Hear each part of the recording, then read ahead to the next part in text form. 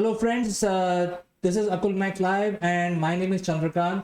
Today is the International Yoga Day. It is a very important day and yoga, as you know, is very good for improving your health, physical health as well as mental health. And to discuss this aspect of yoga, we have a special guest joining in our studio. So we will start our discussion with the special guest who is joining us from UK.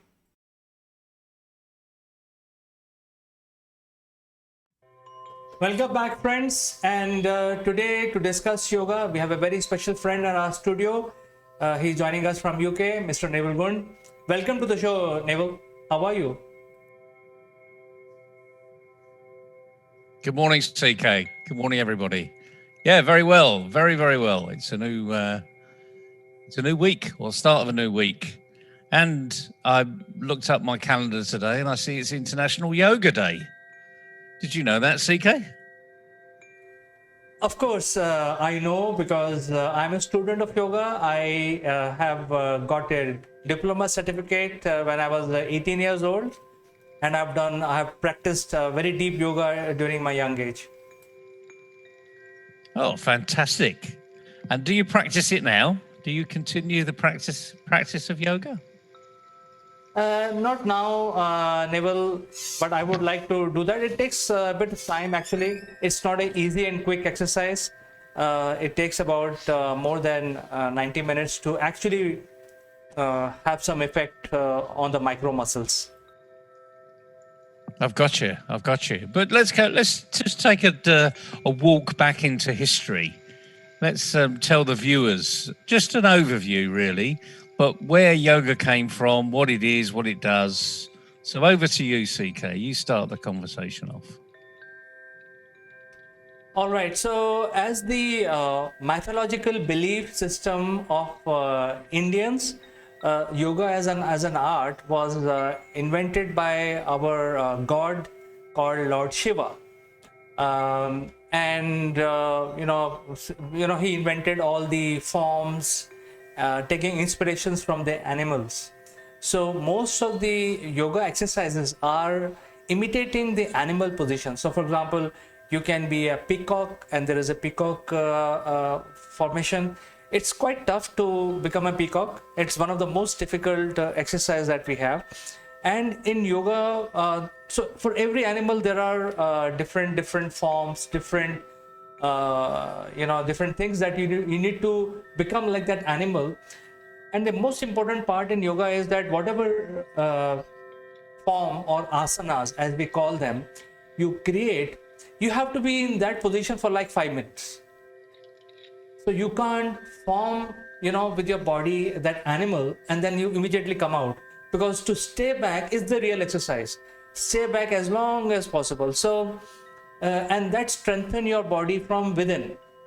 It strengthens your bones, it strengthens your muscles, and yoga as an exercise work on the micro muscles, which all the gyms ignore. So if you go to any gym, and if I have to compare the usual exercise that we do today, it concentrates on the showy muscles like biceps, triceps, your abs, your back muscle, and thigh and all that. Whereas yoga actually works on the micro muscles which are within these larger muscles.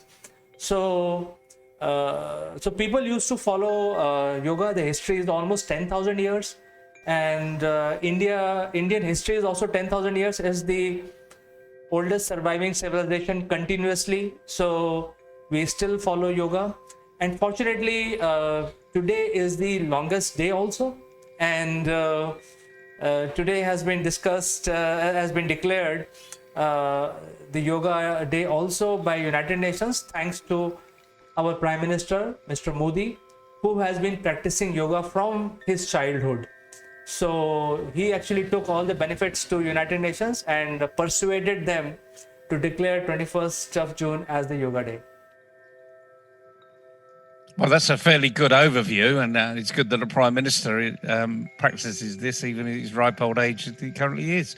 Now, the interesting thing about yoga, as you were speaking, it's the micro muscles, and I think, irrespective of whether it's you're going to take the shape of a leopard or a lamb, you're building those underlying muscles that actually allow you to build up the outer muscles. And it reminded me, as you were saying, that I did a lot of weightlifting when I was younger at university. Through playing rugby and playing football, we were encouraged by our coaches to do that muscle gain, if you like. But I would regularly get lots of injuries because my outer muscles were pretty strong, but it was my inner muscles, those micro muscles, that were underpinning the bigger, stronger muscles that were pretty weak. And it was only when we actually got someone who, and this was after I'd left university and gone into the semi-professional arena, that actually came into the club and went through some maneuvers, which I now know are yoga. It wasn't introduced as yoga because, let me tell you now, if it was introduced as yoga 40 years ago to a football club, I think they'd probably been shown the door. But it was a movement class, and it was really fascinating how we were building up those inner core muscles and making them stronger. And the irony about all of this was all of my back pain just went away because I'd built up that inner strength. And I think that's one of the real benefits, actually, of yoga, because if you build up the inner core and you build up those micro muscles, the rest of it is pretty easy to do. As I say, you can lift weights, you can go on a run, but you must build. It's a bit like building a house. If you build the foundation pretty poorly on substandard materials, then the house will fall down. So that's why I like yoga. I don't know whether you've ever heard that before, but that's why I like it, because it actually builds on the foundation, really, of helping your body along. What do you think of that? Absolutely, Neville. In fact, the trick of doing yoga is that it does not take too much strength of yours, but you have to continuously doing it, and that is a very difficult part. Say, for example, you talked about rugby. You have to do a pace running. That is very difficult. It looks very easy, but you can't do it for more than 10-15 seconds. Do pace running. So similarly, yoga, when you do things, it looks very simple, but if you have to get the benefit out, you have to be in that position for like 10 minutes, and that's very, very difficult, and that is what consumes a lot of energy. So people who wants to get slim, lose weight, yoga is the best exercise for them. And you also mentioned about yoga being introduced to the club 40 years back, but if you look at the cricket clubs today, they actually train their cricketers and make them play football. You see, they don't all the time practice cricket. Actually, most of the time they are playing football. So it's like building stamina. And when we talk about stamina, and that is what yoga does, it actually builds your stamina. Then there are exercises. There is an exercise called Surya Namaskar.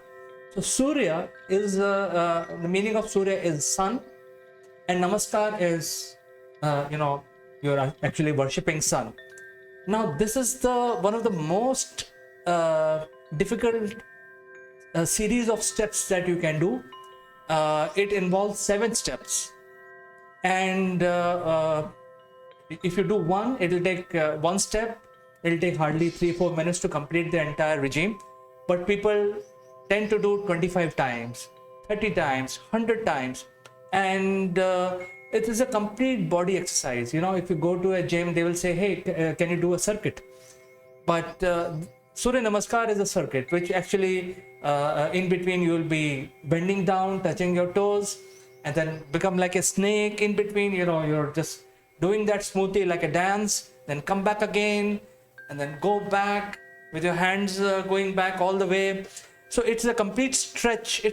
So yoga, I would define is like taking stretching to a different level altogether, and you lose a lot of weight because of doing yoga. No, it's brilliant. I mean, these days I do a little bit of yoga. I don't know a great deal, but I will be getting more and more into it because it does build up. It's that repetition, and like I say all the time, any practice makes permanent, but it's only the right practice that makes perfect. And I think that's what yoga teaches you to do, really. It's that right practice. And I think it sets us up for lots of other good things in life. And the nice thing about it, the other thing about yoga is I'm sure you've been in this situation many times before. Because you're repeating and repeating and repeating, you're quite tired after you've done the session. And as you say, if you're going to do it properly, it's about 90 minutes. Frankly, I'm doing about 10 or 15. So my limit will probably be about 30. But that's 30 minutes more than a lot of people do. So, and it's something you can practice at home. You don't need, even today, you can go onto YouTube and there's lots and lots of videos that you can follow from highly qualified yoga experts.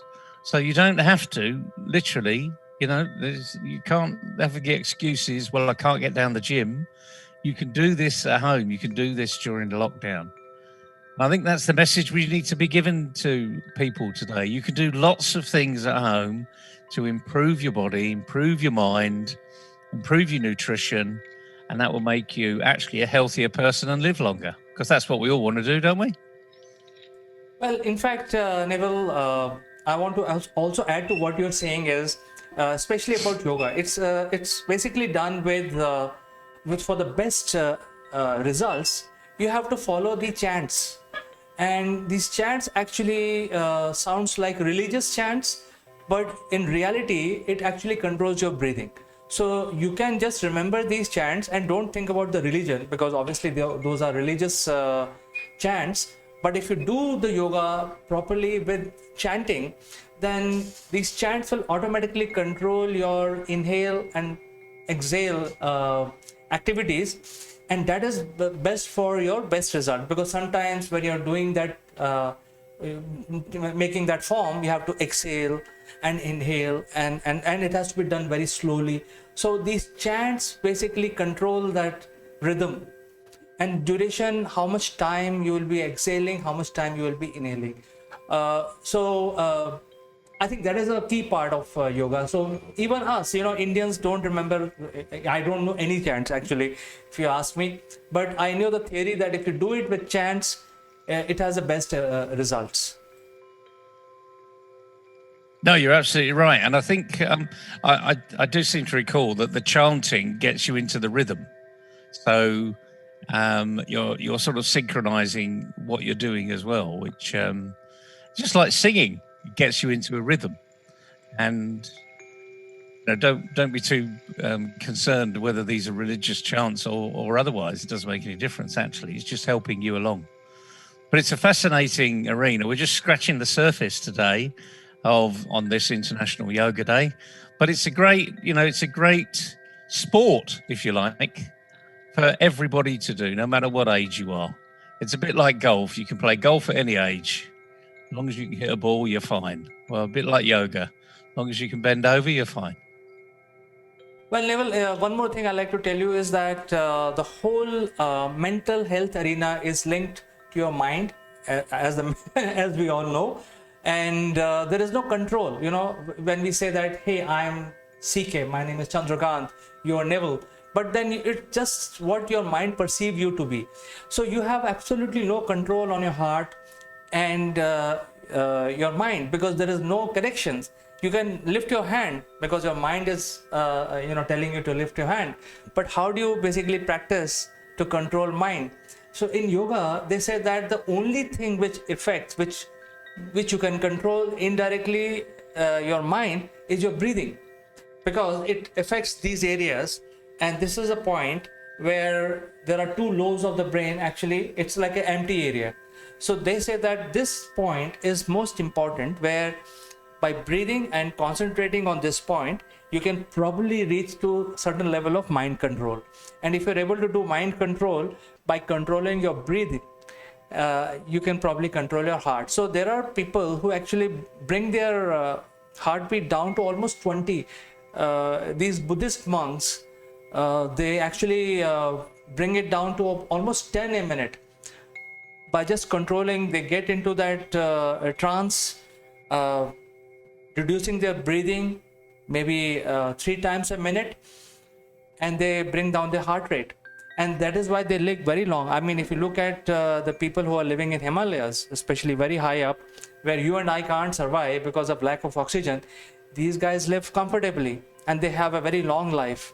When you are probably young, Dalai Lama was the king of Tibet, and he still is. After so many years. When this happened, I was not even born, but I am seeing Dalai Lama still kicking and doing very well, whereas so many other leaders have gone. So I think that is something that I wanted to add here also as part of a mental exercise which yoga helps you to develop. Oh, it's certainly all encompassing. I mean, it's the mental exercise. You get into that zone, and once you've been there, you suddenly realize where you are, and it's a wonderful feeling, actually, if you've ever been there. It's a bit like being in the zone when you're really enjoying yourself doing your everyday work. If you really enjoy what you're doing, and you then look up at the clock, and all of a sudden you see that 2 hours have flown by. And that's what this can do. So it's been a fascinating discussion this morning, especially for the beginning of a week. As you say, I didn't realize it was the longest day as well. I thought it was the 25th was the longest day, but clearly it might be the longest day for different parts of the world. I don't know about that, actually. Never thought about it. But it's been a fascinating discussion today, CK. Thank you very much for introducing the subject, and we'll see you tomorrow.